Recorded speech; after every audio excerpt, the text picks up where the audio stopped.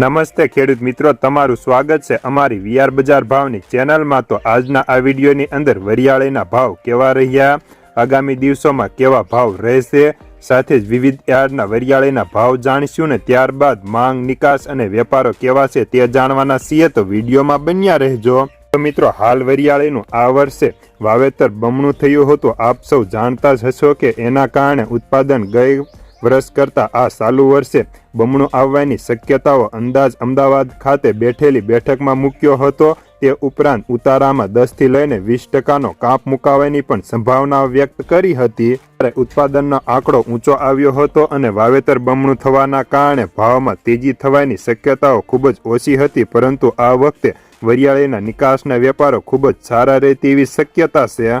મિત્રો, ભારત દેશમાં વરિયાળીના પાક 2 સિઝનમાં લેવાતા હોય છે, પરંતુ હવે ભાવ કેવા રહેશે તેના ઉપર બીજી સિઝનનો આધાર રહેશે। જો નિકાસની વાત કરીએ તો ચાલુ વર્ષે 2023ની અંદર જાન્યુઆરીથી ડિસેમ્બર સુધીમાં 35,000 ટનની વરિયાળીની નિકાસ થઈ હતી, તો ચાલુ વર્ષે ભાવ નીચા હોવાના કારણે 45 થી લઈને 50,000 ટનની વરિયાળીની નિકાસ થવાના સમાચાર છે।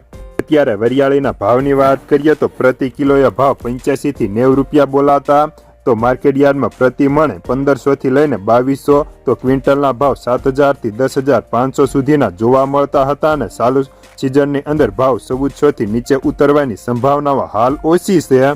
તો હવે જાણી લઈએ વિવિધ માર્કેટના વરિયાળીના બજાર ભાવ જે 20 કિલોગ્રામ દીઠ આપેલ છે, પણ એ પહેલા ચેનલમાં નવા હોય તો સબસ્ક્રાઇબ કરી નાખજો। રાજકોટ 1628 થી 2100, વાંકાનેર 1343 થી 2200, પાટણ 1850 થી 3001, મોઢાસા 2400 થી 3200 રૂપિયા, પાલનપુર 1425 થી 5100, તલોદ 2021 થી 3561, ઊંઝા 1450 થી 7900, કપડવંશ 1500 થી 2700 રૂપિયા, સતલાસના 1600 થી 5700, ઇકબલગઢ 1900 થી 6200 રૂપિયા બોલાતા હતા।